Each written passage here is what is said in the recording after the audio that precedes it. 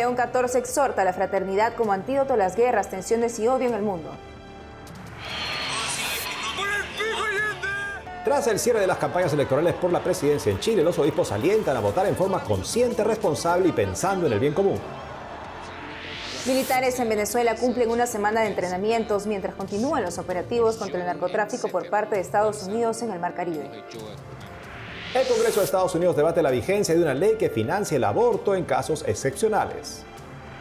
Con el lema Transformando el sufrimiento en amor y esperanza, más de 600 participantes se reúnen en el primer Congreso Nacional de la Unión de Enfermos y Ancianos Misioneros en Perú. Hola amigos, Lady, ¿cómo estás? Muy bien, gracias Natal, un gusto como siempre estar contigo y con esos televidentes desde los estudios en Lima, Perú. Bienvenidos a su noticiero con enfoque católico EWTN Noticias, soy Natalie Paredes. Soy Eddie Rodríguez Morel, gracias por estar con nosotros. Empezamos las noticias desde el Vaticano, donde el Papa León XIV esta mañana destacó cuál es el desafío para la humanidad en medio del clima de odio y guerras. Sobre este necesario mensaje y más, informa nuestro corresponsal, Paola Flynn. El Papa recibió a los peregrinos aquí en la Plaza de San Pedro para su cita semanal. Acercándose desde el Papamóvil a los bordes de la Ciudad del Vaticano, los saludó y bendijo. Una de las peregrinas le dijo que es su cumpleaños, a lo que León respondió con esta felicitación. El pontífice dedicó su catequesis a la fraternidad, ya que señaló que este es uno de los grandes retos de la humanidad contemporánea. Sabemos bien que incluso hoy, la fraternidad no es algo obvio ni inmediato. Muchos conflictos, tantas guerras esparcidas por el mundo, tensiones sociales y sentimientos de odio parecerían demostrar lo contrario. Sin embargo, la fraternidad no es un hermoso sueño imposible, no es un deseo de unos pocos ilusos. Pero para superar las sombras que la amenazan, hay que ir a las fuentes y sobre todo sacar luz y fuerza de aquel que solo nos libera del veneno de la enemistad. Da colui che solo ci libera dal veleno dell'inimicizia. El pontífice señaló que ese llamado a reconocer al otro como un hermano estaba detrás de la encíclica Fratelli Tutti del Papa Francisco. Quel tutti, ese todos, que para San Francisco significaba el signo acogedor de una fraternidad universal, expresa un rasgo esencial del cristianismo, que desde el principio ha sido el anuncio de la buena nueva, destinada a la salvación de todos, nunca de forma exclusiva o privada. mai in forma esclusiva o privata. Añadió que es la fraternidad la que libera de las dinámicas de egoísmo y de las divisiones.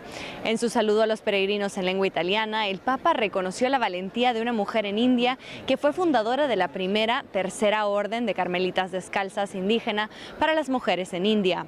Sabato scorso a Kochi, El sábado pasado en Kochi, en el estado de Kerala, en India, fue beatificada Madre Eluisa Bacayil, que vivió en el siglo XIX y fue fundadora de la Tercera Orden de las Carmelitas Descalzas Teresianas.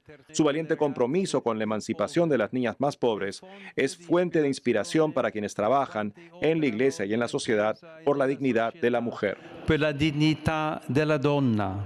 Antes de entrar a la vida consagrada, Bacayí fue esposa y madre de una niña. Enviudó un año después del nacimiento de su hija.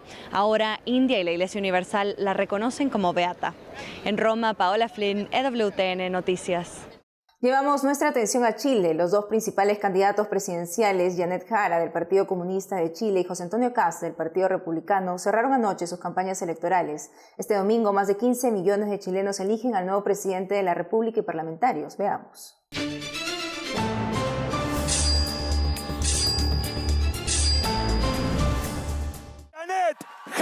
Janet Jara, candidata de la coalición gobernante Unidad por Chile y de la Democracia Cristiana, llenó la plaza de Maipú de Santiago. En su discurso, la política de izquierda prometió mejorar la economía y la salud pública. Y hemos visto que es posible crecer. Es posible crecer con dos requisitos: respetando el medio ambiente y que ese crecimiento le llegue a la mesa de todos los chilenos y chilenas. Por su lado, José Antonio Kast, candidato del Partido Republicano considerado de derecha, llenó el Movistar Arena con capacidad para 17,000 personas. En un discurso de cierre de campaña criticó el gobierno de Gabriel Boric y vinculó a su oponente Jara con el historial de la administración en materia de delincuencia y disturbios. Va a heredar este gobierno, su legado de violencia es Jara. Todo eso y mucho más es Jara. porque el Partido Comunista también es Jara, porque Manuel Monsalve también es Jara, y porque todas las cosas, para que nadie se olvide, Boric es Jara y Jara es Boric. Los mítines de Kast y Jara marcaron el cierre de una campaña intensa y polarizada. Desde este jueves a medianoche entra en vigor la prohibición de la propaganda electoral. Así, Chile se prepara para las elecciones de este domingo, en la que los votantes decidirán quién conducirá el país en los próximos 4 años, desde el 2026.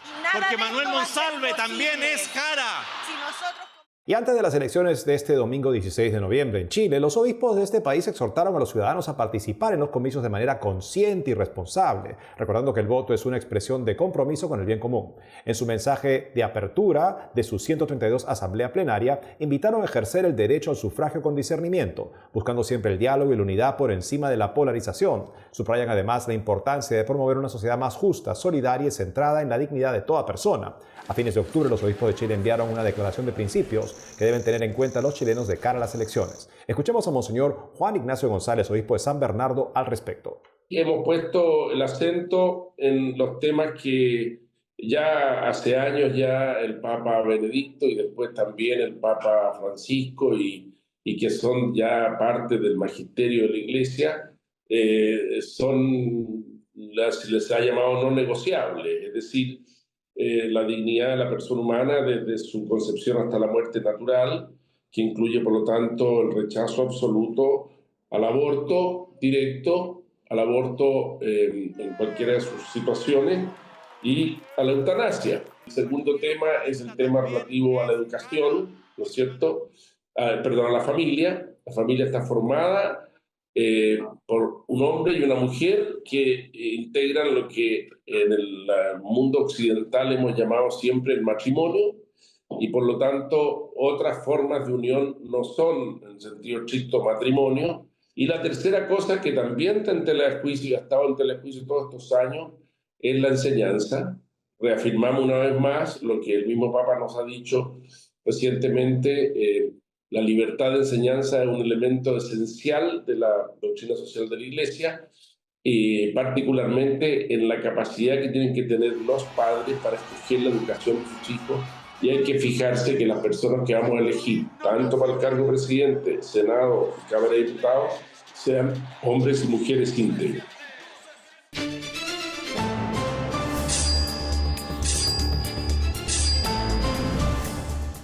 Y en Tanzania, tras las protestas con saldo de cientos de muertos por las elecciones presidenciales del 29 de octubre, calificadas como carentes de estándares democráticos, según observadores internacionales, la Iglesia anunció estar dispuesta a acompañar el diálogo necesario para la reconciliación. El padre Charles Kitima, secretario general de la Conferencia Episcopal, pidió justicia para las víctimas y garantías para los detenidos. Llamaron al establecimiento de un entorno social donde los ciudadanos puedan ejercer sus derechos democráticos y subrayaron que la paz no se logra solo con el cese de la violencia, sino también con el respeto de la dignidad humana, reporta Vatican News. Samia Suluhu Hassan resultó ganadora para un segundo mandato presidencial con casi el 98% de las preferencias.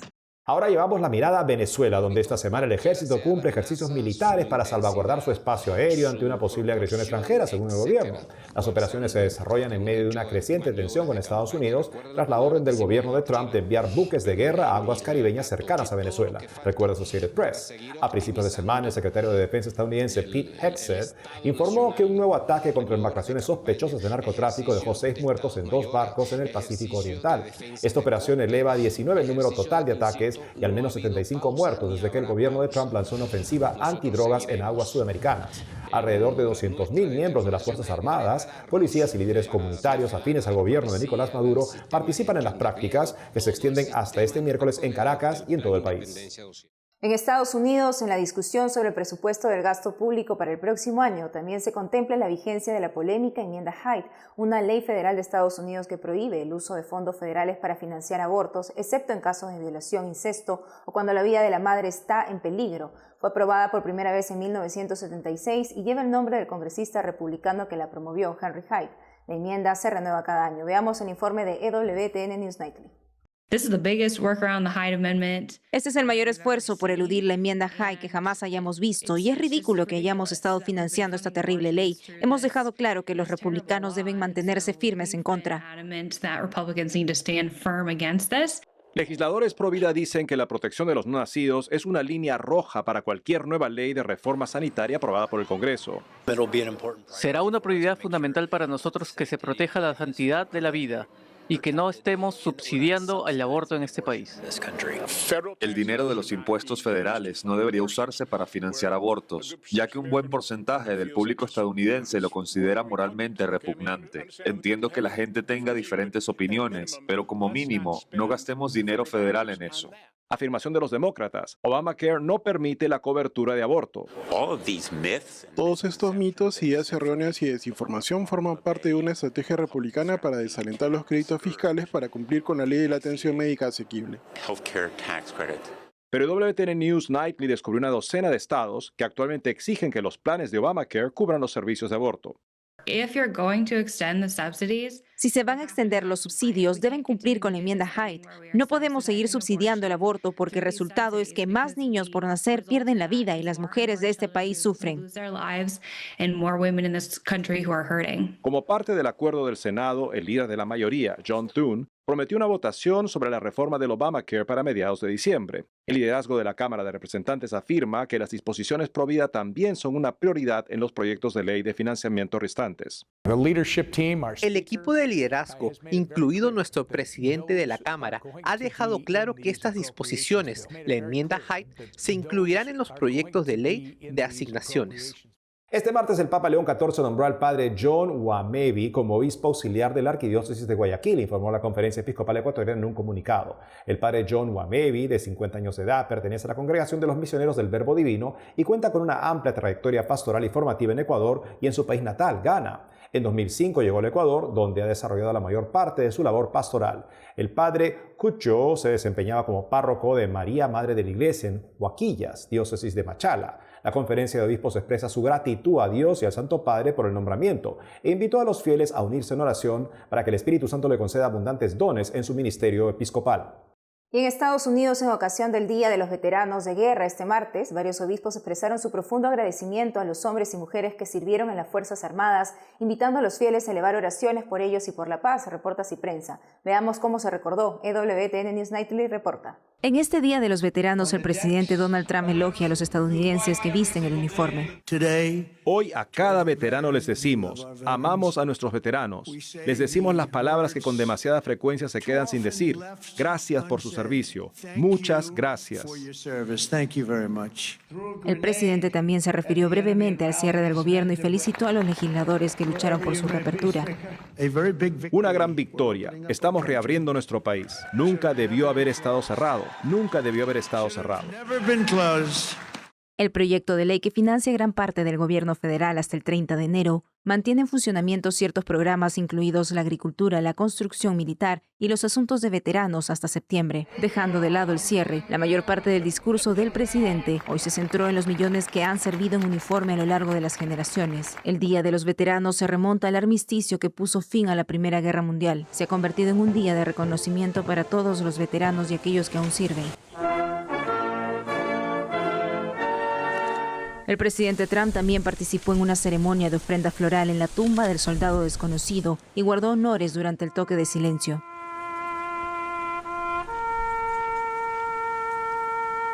Y en sus palabras finales, el presidente Trump dijo que los veteranos provienen de todos los rincones de esta nación con un compromiso desinteresado y una convicción inquebrantable, respondiendo al llamado de Dios. Cuando llegó el peligro, cuando el deber llamó, cuando Dios Todopoderoso preguntó quién tenía la voluntad y la fuerza para defender la tierra de la libertad, cada veterano estadounidense se puso de pie y dijo, aquí estoy, envíame, aquí estoy. El presidente Trump también dice que en sus primeros 9 meses en el cargo este año, su administración ha reducido a la mitad el retraso de solicitudes de beneficios para veteranos y están tratando de responder a todos los pedidos. En la Casa Blanca, Owen Jensen. Tomamos una pausa y al volver, el Vaticano declara que no son sobrenaturales supuestas apariciones de Jesús en Francia. Además, ya está en YouTube el documental León de Chicago, una producción vaticana sobre la infancia y juventud del Papa León.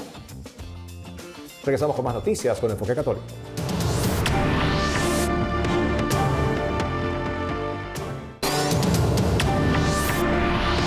El Vaticano confirma que unas supuestas apariciones de Jesús en Francia no tienen origen sobrenatural. El Dicasterio para la Doctrina de la Fe, a través de una carta del cardenal prefecto Víctor Manuel Fernández, ratificó la postura del obispo de Bayeux-Ligier de Francia sobre las supuestas apariciones de Jesús a Madeleine-Monde entre 1972 y 1978 en Duzulé. El obispo advirtió que mensajes como la construcción de la cruz gloriosa de 738 metros, que supuestamente garantizaría la remisión de todos los pecados o era imprescindible para la salvación, contradicen la doctrina católica y podrían desviar a los fieles de la verdadera vida cristiana. El documento del Vaticano recuerda que la cruz de Cristo no necesita estructuras gigantescas para tener valor. Su sentido está en la fe, la conversión del corazón y la vida sacramental. Con el lema Transformando el sufrimiento en amor y esperanza, más de 600 participantes de todo el Perú se reunieron del 24 al 26 de octubre en la diócesis de Abancay para participar en el primer Congreso Nacional de la Unión de Enfermos y Ancianos Misioneros, un encuentro que marcó un hito en la pastoral misionera del país. Para saber más al respecto estamos con Monseñor Gilberto Gómez, él es obispo de Abancay y nos habla desde allá. Monseñor, bienvenido al programa. Muchas gracias, un saludo a todos los televidentes de WTN, mucho gusto.